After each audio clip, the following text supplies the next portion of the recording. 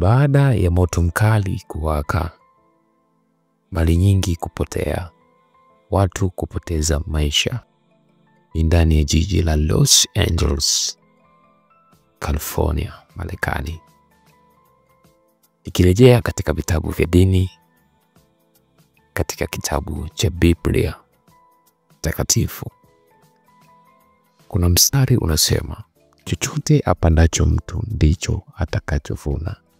Na hii ni ndani ya California, ambapo ni jiji ambalo limekuwa likidubikwa na kashfa nyingi za ndoa za jinsia moja na matendo mengi ambayo katika jamii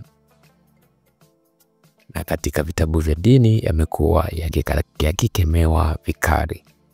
Sasa moja kati ya story ambayo ilitokea kabla ya tukio hili kutokea ni kukashifiwa kwa Mungu katika tamasha lililofanyika huko Los Angeles, ambapo wasanii wakubwa wa muziki pamoja na filamu waliweza kukusanyika, na pia ilikuwa ni mkutano ambao ulikuwa unahusisha ugawaji wa tuzo mbalimbali, ambapo mshereheshaji wa tukio hilo aliweza kumkashifu Mungu kwamba Mungu hakuweza kutajwa na mtu yoyote katika sherehe hizo.